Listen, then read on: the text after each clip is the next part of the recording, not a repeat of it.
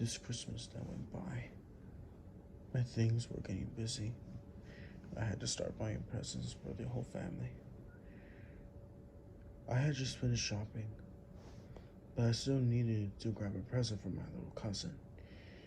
She's not very hard to shop for since my cousin was 4 years old. She likes things like Peppa Pig or My Little Pony. She really likes that I say, like for a reason, Max and Ruby.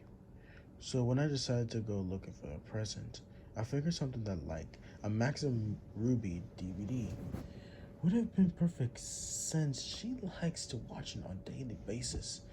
However, Christmas meant that many of the online DVDs were sold out of most places. I went to look on eBay as well, but figure I couldn't trust what condition the DVDs would have been in. So I was stuck in a rut for a while until the package came out. I was at home still scrolling for some stupid DVD until I heard the sound of something being pushed into my litter box. I caught a hold of it before my dog did and looked at the package. It seems to be wrapped fairly badly with what looked like grease marks and stains on it. Naturally, and as anyone would, I decided to open the package. Inside was something that I couldn't explain. It's a Max and Ruby DVD, but I had never seen one like it online. It was like some little kids had drawn on the front cover with a marker. The title was just Max and Ruby.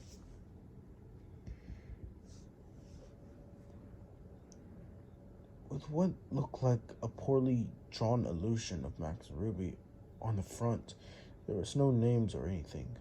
But on the back, it had a list of 4 episodes with the blurred titles. Episode 01, Episode 02, Episode 03, and Episode 04. I quickly gave the DVD to watch over. To my surprise, all the episodes were in a perfect quality. It seems to have no flaws. It was a real DVD. Just a homemade cover. The only thing I brought appeared odd was the episode selection screen. The episodes has names, but they were all titled Max and Ruby 1, with the numbers being changed as it went down the list. The actual selection screen was just a plain white screen with black text with nothing else. After giving it much thought, I decided to change the cover to something a little bit more nicer by printing out of a DVD cover that I had found on Google and tracked it down. The names of the episodes they were elaborately labeled correctly. So I left the episode select screen alone because I figured it was a self-explanatory. Christmas went by and things went fine. I gave my little cousin her DVD and she was happy with it. Although Christmas, but that was the only because she hadn't watched it yet. On Boxing Day, the family had gone out for lunch and left me to babysit my cousin. I was not too bothered about being left at home. I figured now it was a good time to put a DVD for her. I had put the DVD in and allowed it to play while I was in the kitchen eating my dinner. From what I could hear, she had watched episode 1 to 3 so far. I was just about to finish up my last bit of a noodles when I heard my cousin screaming from the other room. Dropping everything, I had run into the living room and saw my cousin curled up on the floor screaming. I had look up at the TV. I feel like my heart in my throat. What I caught a glimpse of one of those most horrifying things I ever seen. It was what appeared to be a frame of Max and Ruby standing next to each other in complete dark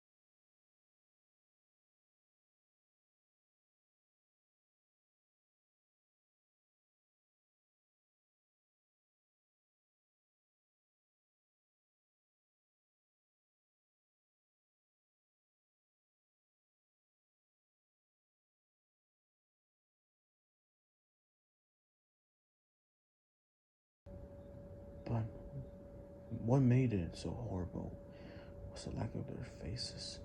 They had lost their nose and mouths, and their eyes were replaced with big black holes. The colors was a disturbing blood red, and there was a faint static in the background. The sound was replaced with what it sounds like a Max and Ruby play theme, but being it backwards, with a faint sound of a static with a mix it all.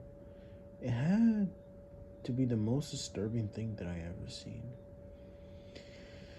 And it must have been on screen for at least 20 seconds before the screen went black and our television set turned off. Which alone was weird because TV doesn't usually turn off by themselves. I was able to calm my cousin down and telling her that it wasn't real and she had just had a nightmare as she had fallen asleep in front of a TV. However, I knew in my mind it's completely real. My parents were rugging me up. They told me they were going to be out all night, so this was going to be my best opportunity to look at this DVD more closely. I didn't mention it to them as soon as they hung up.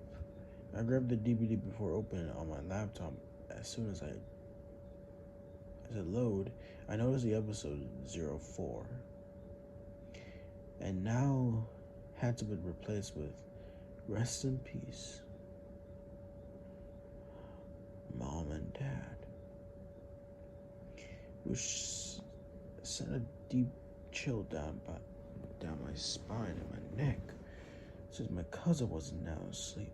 I plugged it in with my earbuds so he couldn't sleep without having to hear anything. Normally, an episode of Max and Ruby would feature 3 short stories, but this episode only had 1. It started off quite happy. Max and Ruby were playing tag in the garden.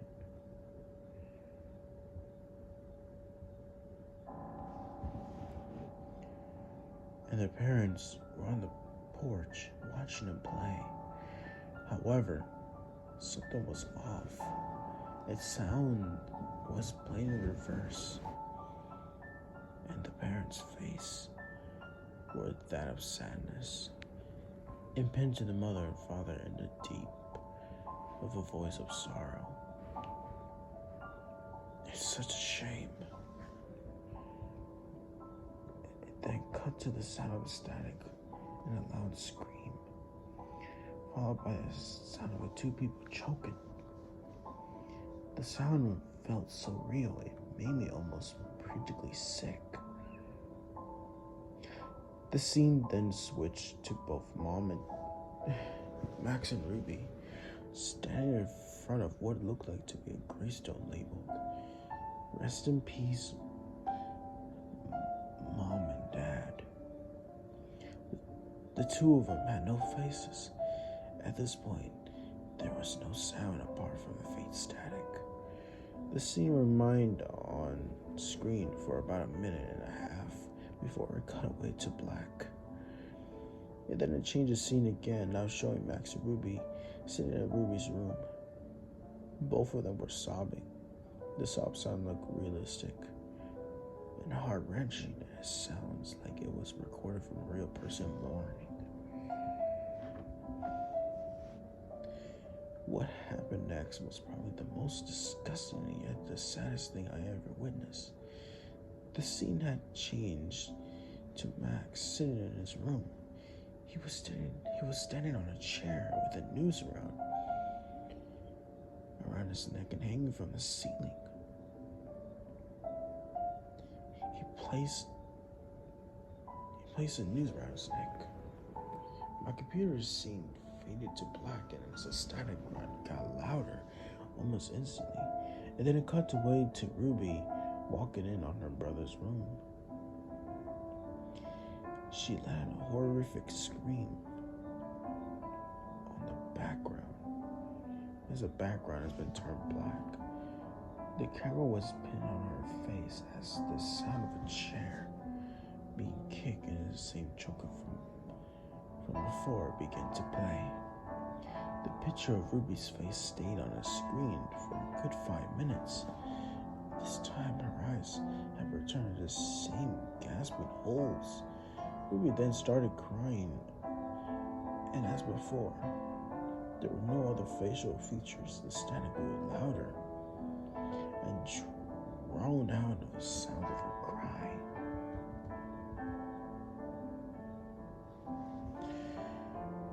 The scene cut to black with loud static.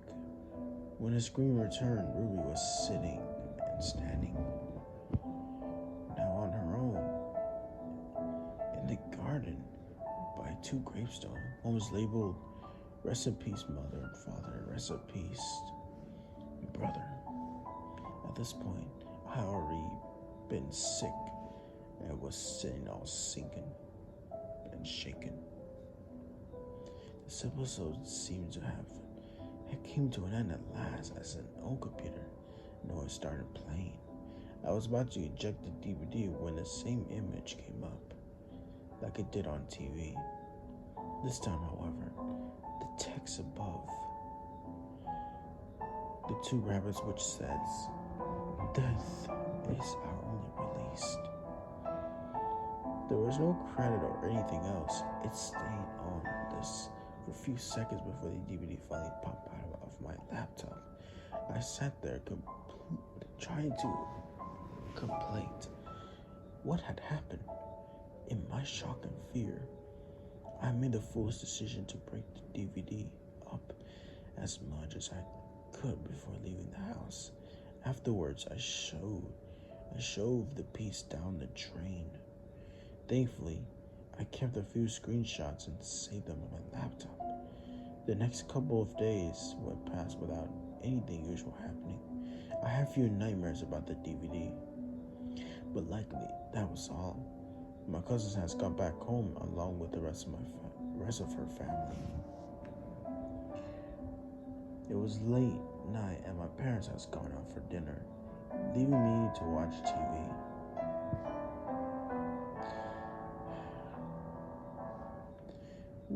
I hear what sounded like someone's posting something through the door. At this point, the DVD had left my mind since I haven't told anyone about it. However, flooding back when I looked down at the letter in front of me, it's just messy folded up, and it said, "Death is our only release."